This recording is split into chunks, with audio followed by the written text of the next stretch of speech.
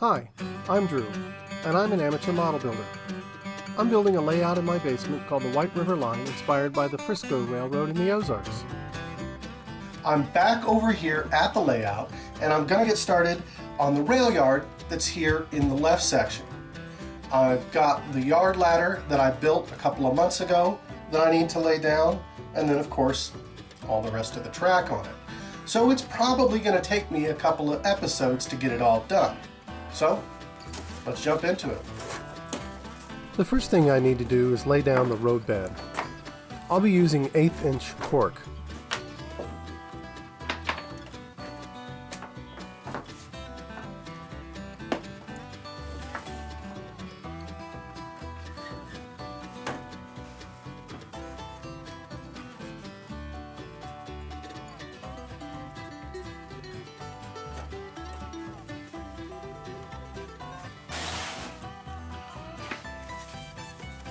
First, I put down the cork for the tangent portion of the siding and the lead switch going into the yard.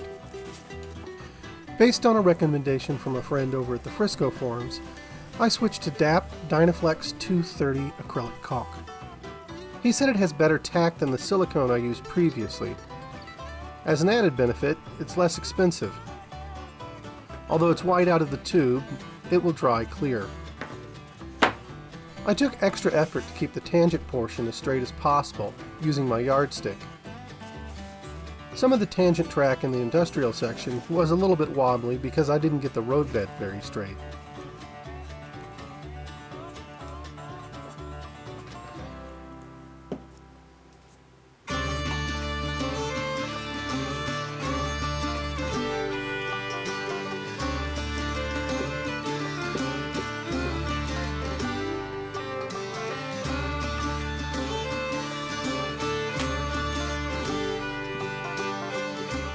Next, I laid down the ladder I built and marked and cut a piece of cork roadbed for it. In the upper right hand corner is a link to the videos of me building this ladder.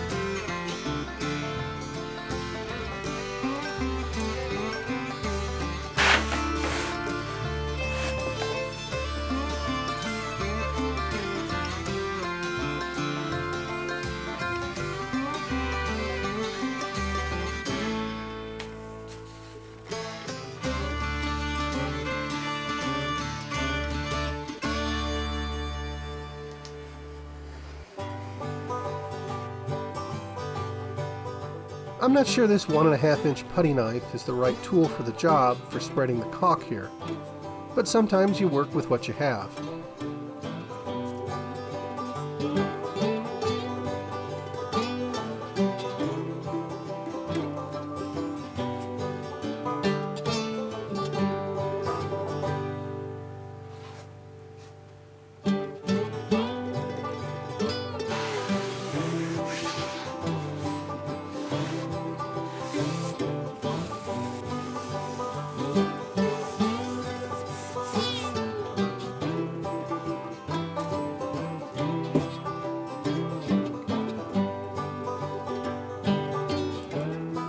I let it cure overnight.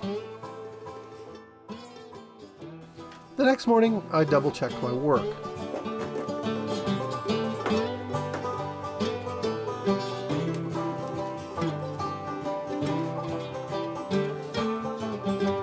Now that the track lines were covered up, I grew a little anxious about the precision of the placement of the ladder. I sighted it as best as possible, and then marked the first and last tie. Using a bit of piano wire, I marked the placement of the holes that will eventually be used by the switch machines to operate these turnouts.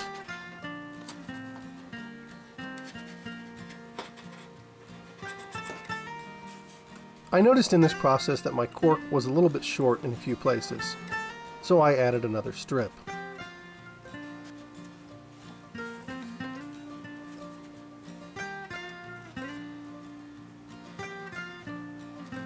Once this was dry, I cut out the cork and then drilled through the foam board.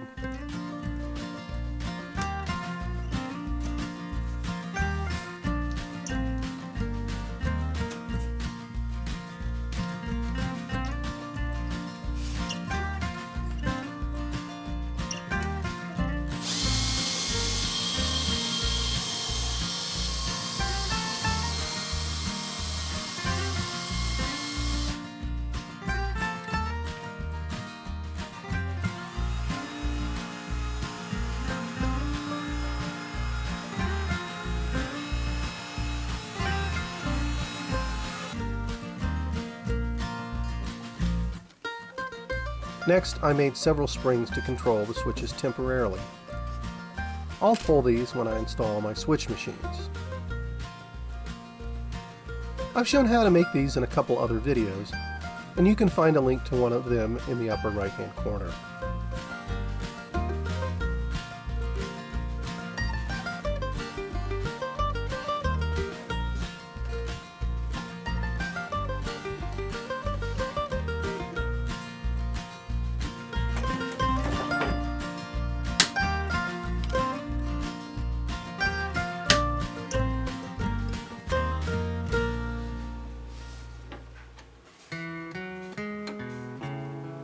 Now I'm ready to add the ties. I'll be using quick sticks from Fast Tracks. I've got a lot I'd already bought, and it'll be faster than cutting these ties by hand. I'll need to make some modifications though, because of the extra PC board ties I added for sport when building this piece.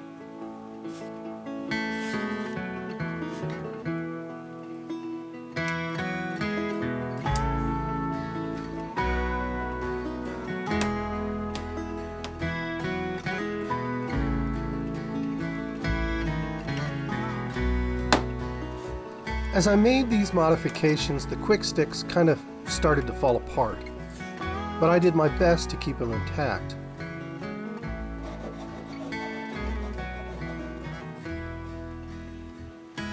With the modifications complete, I spread some white glue on the corkboard, and using the ladder as a reference, I placed the ties.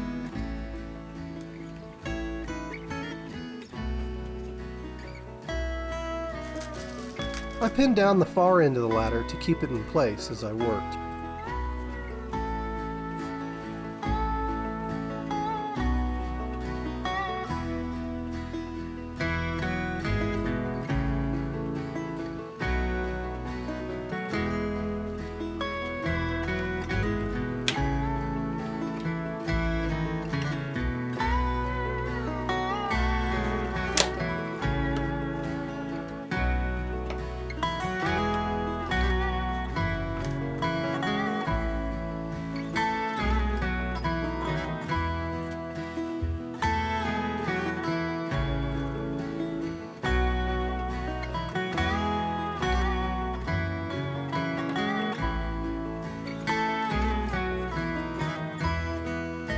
Well, that was a little bit awkward.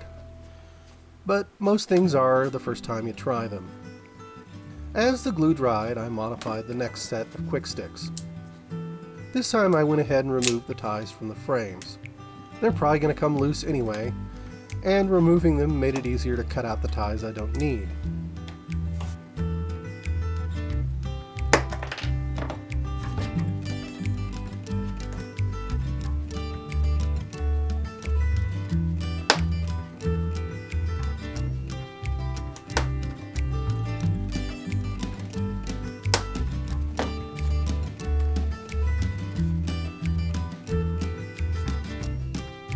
After the glue dried from the first set of ties, I glued down the second set.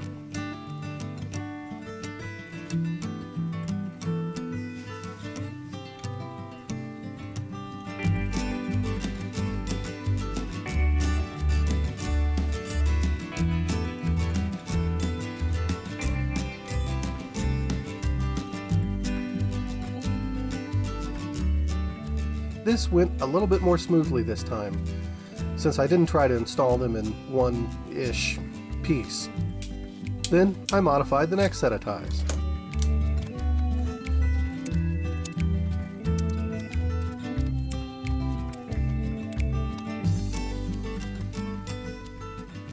I switched to primarily using my razor saw this time, and it went much faster.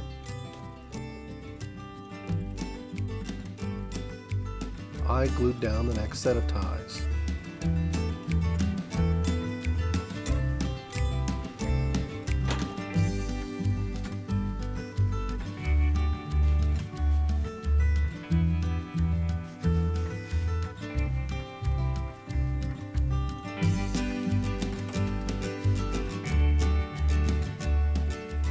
And the next set of ties.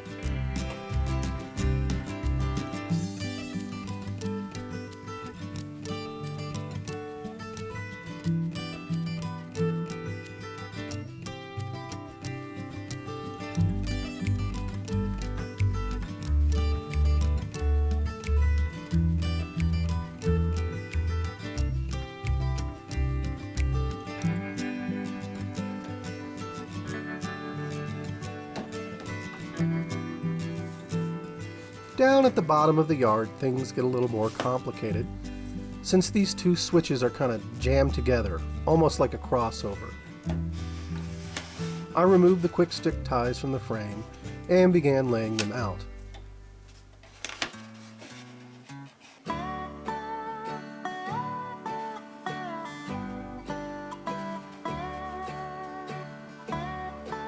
I took some time to study the area the switches converge to figure out how to place these ties. I'm going to need to fill in the quick sticks with some long basswood ties. Of course, I'd already chopped up all of my sticks of basswood into normal size ties, so I'll have to run to the hobby store to pick up a couple of extra. I marked the ties I wanted to remove, then I made the needed modifications.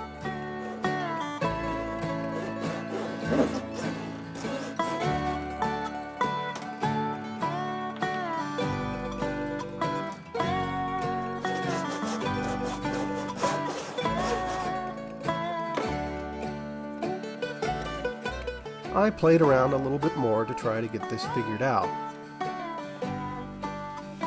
After picking up the basswood, I cut the length of ties I needed.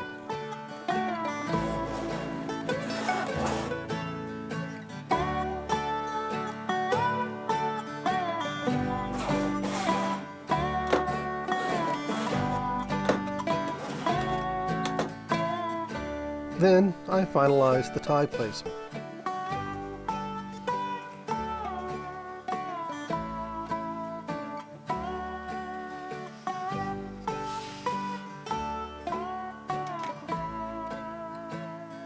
I'm going to need to add a smaller tie here in the center. It'll be hard to slip it in like the other ties, so I'll add it later. With the placement figured out, I went ahead and glued these ties down.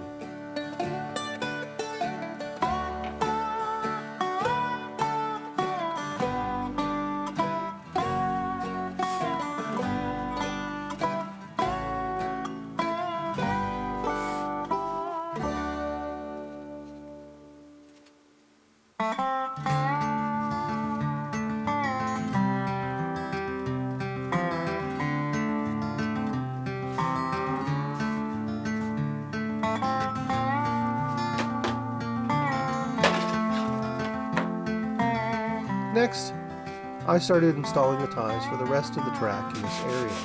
But first, I need to finish sanding down the transition from the 1/4 inch cork to the 1/8 inch cork.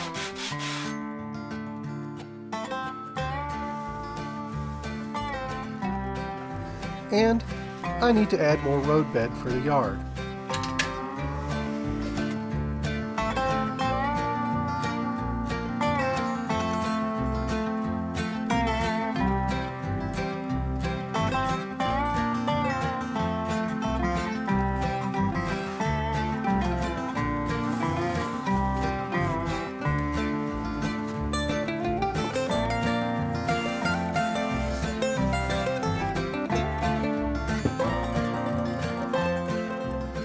I started with the siding, and for this I used my siding tie jig, which I guess makes sense.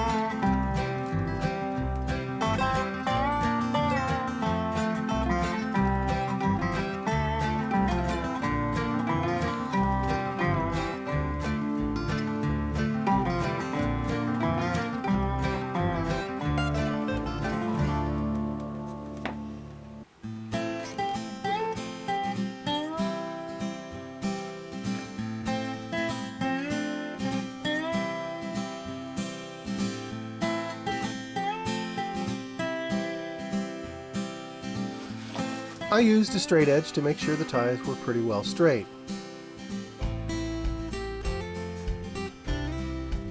Then I started laying down the ties for the yard. Before gluing, I drew reference lines to try and ensure that these ties would be straight.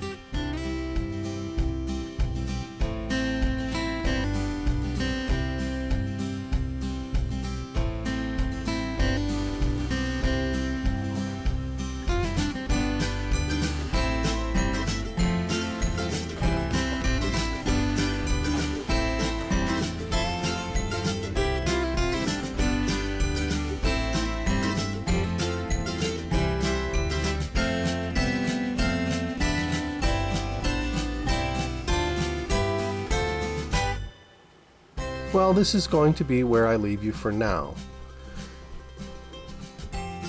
Thanks for joining me for this episode. If you enjoyed it, please leave me a like. It's the easiest way to support my channel. Subscribing is certainly appreciated too. And if you'd like to support me further, you can find a link to my Amazon wish list in the description. You can find me on Instagram and Facebook, and those links are in the description too, along with a list of the tools, supplies, and resources I use.